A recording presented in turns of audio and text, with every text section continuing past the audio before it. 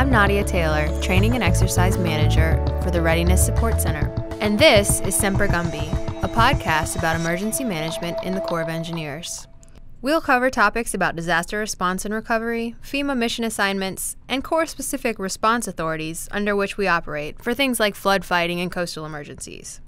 In today's episode, we'll cover a basic overview of the debris mission, a response and recovery mission assigned to the Corps of Engineers by FEMA under the Stafford Act after a presidentially declared disaster. So today we have Bo Ansley and Matt Tate from the Mobile District. They're also debris subject matter experts. So Bo, what do you do for the Corps? For the Corps, I've been with the Corps 26 years. I am the Chief of Emergency Management branch in Mobile, Alabama, and I've been a debris subject matter expert since 2004. And Matt, what do you do for the Corps? I am the Natural Disaster Program Manager for Emergency Management in Mobile. I work for Bo, and I'm a debris subject matter expert as well. Now, you guys have deployed several times in the past couple of years. Where are some of the places that you went? Oh, wow. I started out my first deployment in 1992, Miami, Florida, for Hurricane Andrew, and basically every significant event since that there's been some debris removal going on, either me or Matt have been somewhat involved with. Last year, went to Texas for the flood event and also had a couple stops in Saipan and Guam for the typhoons. They had a real busy season out in the Pacific. As Bo mentioned, we've been doing pretty much every major event that's hit here in the last 15 years or so. My most recent was this past January, last month. I did the Missouri floods, and then also last summer the Texas floods with Bo out there as well. All right, guys, so I want to just do an overview of the debris mission and start with how the Corps gets involved. So when there's an event like a hurricane and it's passed and there is debris everywhere, how does it come to pass that the Corps is the one that picks up that debris? First of all, all events are considered local. It's got to be the local municipality or community's decision if they can't handle the volumes of debris removal. And from there, they'll take the request up through the state emergency management, and then from there, they'll turn over to FEMA. And FEMA has the option then to use us, the Corps of Engineers, as a method for doing the debris removal. So what is that method exactly that hooks FEMA and the Corps together? Well, part of the National Response Framework, we're the lead agency under Emergency Support Function number 3 for Public Works and Engineering. So with that, we anticipate that type of a mission assignment, and we train and we prepare day in and day out for the probability of we may be pulled in for mission assignments of that nature. So what are the different types of debris mission assignments? You can get a direct federal assistance, which is where the Corps comes in with its contractor and does the full cradle-to-grave mission from being assigned from FEMA to all the way through picking up the debris, removal, disposal, reduction, recycling, whatever all that whole mission entails. We cover it. We can be tasked with technical assistance to the state, where we provide the state and locals some of our expertise in the field to help them manage their own contracts, scope their work, whatever it may entail. Or we can be tagged with technical support, an FOS mission, Federal Operations Support, to FEMA, where we work as FEMA's eyes and ears in the field. If the locals are doing their work with their pre-event contracts, we'll just give them some pointers. Hey, you need to look at this or check this, that kind of thing. Not that we really get involved with the nuts and bolts of it, but 2 out of those 3 types of mission assignments, there could be a cost share between the federal government and the state. For instance, the technical assistance where we're going in and we're supporting the state's going to have to pick up usually 25% of the cost. Same with the direct federal assistance, where we're doing all the work from cradle to grave. There's typically about a 25% cost share. So Matt, you mentioned picking up the debris and removing it. What about just clearing it out of the way? Is there such a thing as just debris clearance? Right. Debris clearance involves where FEMA can mission assign the Corps to come in and remove the debris, move the debris from the roadways. Locals may have main arteries or roadways they want to get opened to a hospital or some kind of critical care facility, something of that nature, a school that's being used as a shelter. The Corps will come in and push the debris to the roadside and that's it. It's a time and materials. We're limited to 70 hours in doing that work, and once that time's up, it's up. When it comes to removal, that's where we, as the Corps, come in and remove the debris from the curbside and take it to final disposal. We conduct the reduction, the recycling, whatever all that entails. So they're two totally different missions, but we can be assigned both missions under one event. Okay, so you said that the Corps is clearing or the Corps is picking up the debris, but we don't actually physically pick up the debris, right? That is correct. The Corps, we manage the contracts. We have a contract in place called an Advanced Contract Initiative, otherwise known as an ACI debris contract. Those contracts cover all the 8 MSCs, all 8 divisions. We're covered under a large business and a small business. Those companies have been vetted. It's a pre-event contracts in place. Once the Corps is tasked by FEMA under a mission assignment, we issue a task order and issue a notice to proceed to that contractor. They have 24 hours to be on site to start removing debris.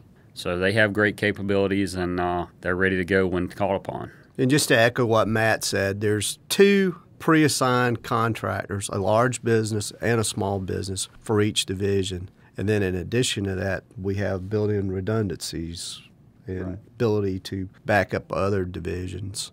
For instance, bring in a contractor from another division into one that's in need. And that just actually, the purpose of that is to increase the contract capability for a catastrophic event like a Katrina. So you said the contractor is physically picking up and we're managing that. What exactly does management entail? What is the Corps handling as far as management of the debris mission? Well, as far as the overall, we're going to take a holistic approach to geographically sectoring off the area that's been impacted, and from that we can give different sections of the pie to different contractors. And as far as management, we are also able to identify the different types of waste streams, make sure that they're reduced in an efficient manner, and also whatever beneficial uses may come out of the products from recycling or mulching, grinding, then we're dealing with it more holistic. And it's management too is us overseeing the contracts, making sure all the environmental compliance is taken care of, and then on the backside, making sure that we do adequate upward reporting and maintain all the historical information, because there's a lot of questions that come up after the event as well. Now, you mentioned waste streams, Bo. What exactly is a waste stream? Waste stream, that's a term that we throw out there just to talk about the different types of waste and how we stream them back into the normal method for day-to-day disposal. And there's typically 5 different waste streams that we deal with. Usually the biggest one, you mentioned a hurricane scenario, is the vegetative debris. That's all your woody debris. And we deal with that via reduction from incineration or chipping and grinding. And there's a lot of beneficial uses, as you know. Even the local community, they grind Christmas trees and give it to the homeowners. But during an event, it's much more complicated because you have such an abundance of that disposal or that material. Second debris stream that we commonly have is construction and demolition debris, which is your household materials, the wall boards, the 2x4, the roofing products. The third is what we call white goods or appliances, and those can be recycled for the metals. And we have a little standard way of processing those after an event, removing the freons and the hazardous oils, and then it's off to the recyclers. They go. The other 2 is electronic debris, which is your computer monitors, your TVs, your components, and there's some beneficial uses in recycling the metals that are inside those. And the 5th is household hazardous waste, which is your paints, your paint thinners, your pesticides and stuff that, usually you don't want to put it in a landfill. You want to make sure that it's taken to the proper facility. And we work alongside with the Environmental Protection Agency for that type of debris removal.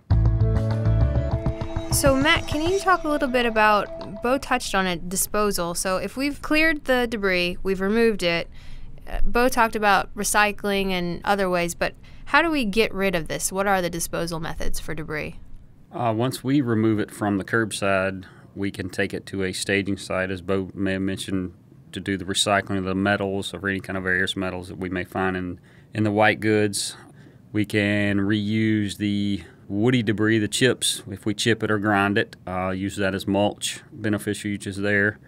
We've used the ash as soil amendments from vegetative debris. And all that goes to, once it's been vetted and cleared through environmental clearances, we've actually given the ash to landfills to use as capping material in landfills. But overall, it's mostly taken to a certified landfill that, can handle that waste stream, be it the C&D material or the white goods, whatever it may be. And that's part of the overall management. We just assure that we're not having a negative impact on a landfill, making sure that there's due effort made in finding a beneficial use for some of the products, and just making sure that environmentally we do the right thing. Are there other methods of disposal? There is. The main thing is there's so much stuff. The best thing we can do is reduce it before we try to landfill it or put it in its final destination. And some products we have a harder time dealing with, like construction and demolition debris. There is methods for shredding that or compacting it and making it smaller pieces, so if it goes in the landfill, it's not taking up as much space. But vegetative is really where we have a prime opportunity to do a reduction, because in these reduction sites, and they're quite something to see with all the moving parts and machinery, and we have the capabilities there to use big tub grinders to put a lot of debris in the grinder, and it comes back into about 75% of what the volume was before we process it. And then the other, like you mentioned, incineration, air curtain, burners, we can reduce vegetative debris by 99%. So that's really taking care of a problem right there. Vegetative debris is kind of interesting too. Nature takes care of it on its own. If you've got a place that, like a big rock quarry or a borrow pit or something, and the owner just has no need for that particular parcel of land, the vegetative can go in there and just rest and decompose on its own. We've seen that before in some of the island environments. So what do you guys see as trending in debris removal? What opportunities might there be down the road? Well, as far as trending, right now, some of the challenges that we have, I mentioned, was the island environments. There's things like the Caribbean and some of the POD islands. They clearly don't have landfill capacity. By the way, when Bo says POD, he means Pacific Ocean Division. They're the division that covers Honolulu District, Alaska District, the Far East District based out of Korea, Japan District, and they're also responsible for response and recovery operations in the American territories like Guam, Saipan, and American Samoa. So we got to be creative in the way we deal with their debris. Other things that's trending right now is doing debris removal in waterways. Of course, we continue to build closer to the coast, and there's going to be that tendency of all our stuff to get in the drink after an event. And another thing that's trending, fortunately we hadn't had to use it much, was we have a cadre that specializes in contaminated debris, i.e. the radiological and hazardous type stuff, things that you may have encountered after a terrorist event.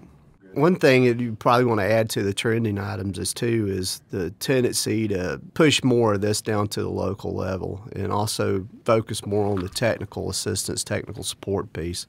We do everything we can to make the locals successful, and it's more beneficial to everyone, both federal and state partners, if the state or locals can do their own debris removal. And we just basically give them that little push, that coach guidance. Well, Bo, thanks. I think let's stop there for today as just a brief overview of the debris mission. I know we can go into a lot more detail, and we will in future episodes. But for now, we want to thank Bo Ansley and Matt Tate for being here and for providing their expertise. That's all we have for today's episode. Thanks for joining us, and we hope you've learned something. Please subscribe to our feed and check back for future episodes. I'm Nadia Taylor, and this is Semper Gumby.